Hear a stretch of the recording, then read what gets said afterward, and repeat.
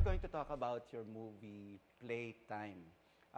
This is a thriller by GMA Films and Viva Films. No? Bakit kailangan panoorin itong Playtime?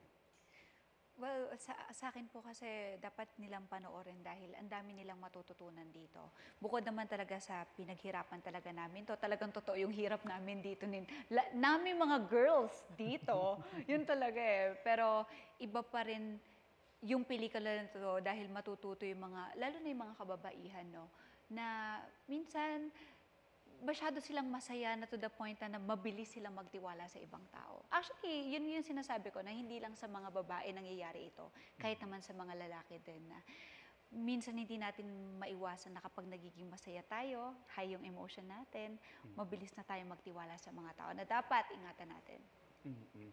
At sabi niyo in your past interviews, di ba, siya na parang marami kayong firsts dito sa pelikula na ito. Konting spoiler naman, ano-ano yun? I think kung gusto nilang makapanood ng action-packed, and if they want to be entertained, kung gusto nilang makakita ng um, ang hirap ang hirap without spoiling, but maraming habulan. It's me chasing all three of them, and yung katulad ng sinabi ni Sanya na nahirapan kami in terms of yung mga action sequences ni Direk Mark Reyes. Yeah. Sabi niya, gawin na nating makatotohanan. He gave us the liberty of, gugulong kayo dyan sa sahig. O sige, tapos, itong sisirain namin Magrambulan kayo dyan. Magrambulan kayo, parang magpatayan kayo dyan. But in an entertaining, tension-filled way. So I think hindi na rin nakakapagpalabas ng ganitong klaseng pelikula. Matagal na rin I think eh.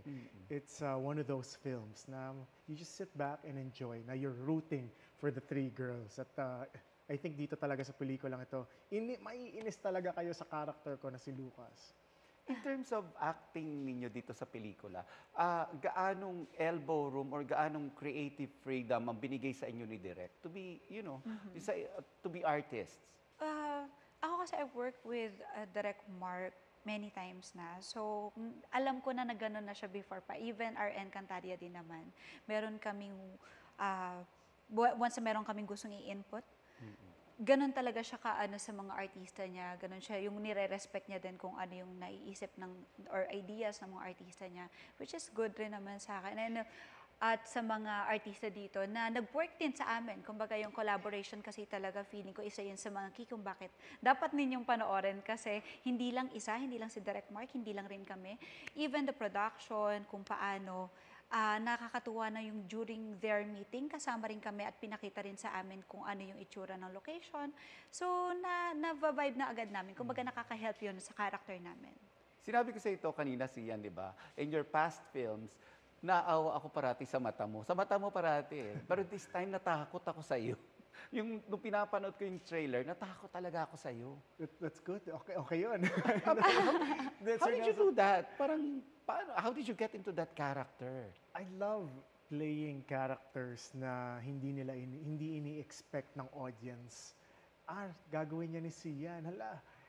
And that's what excites me the most is giving them really something different. And for this one, it was really hard.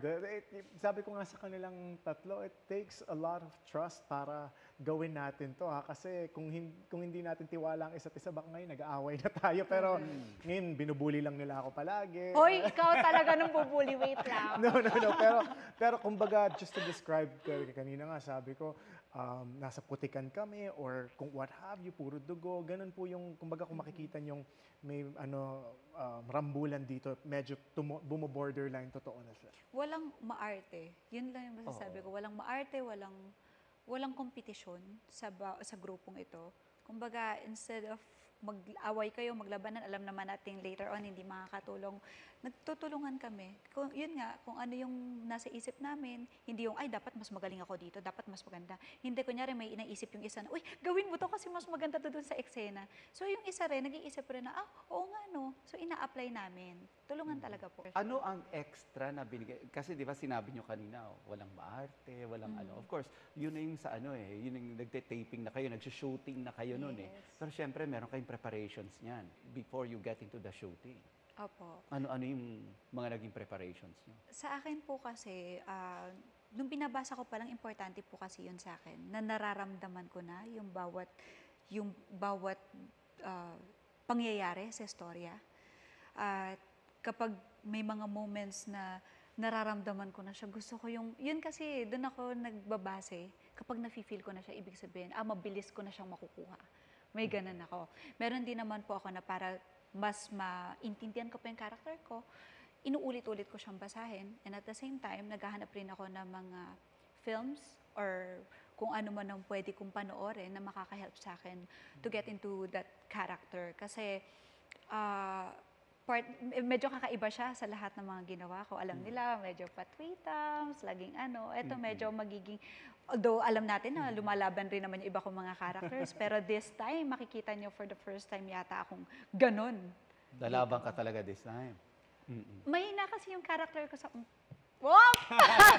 Kwento mo na! And then, medyo ano kasi siya takot. Takot sa umpisa.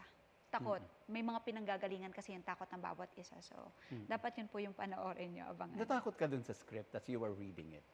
Hiningal ako.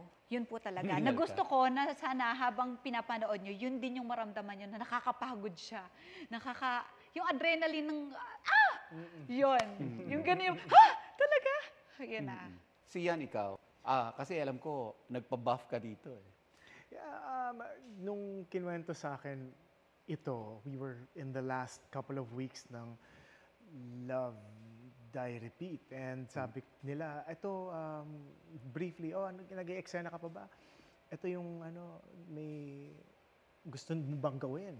It's directed by Mark Reyes and ang character mo dito, ganito, medyo masama, salbahe, gusto niyang he's after these 3 girls. Sabi ko, sige, wag na kayong magkwento, game na yan.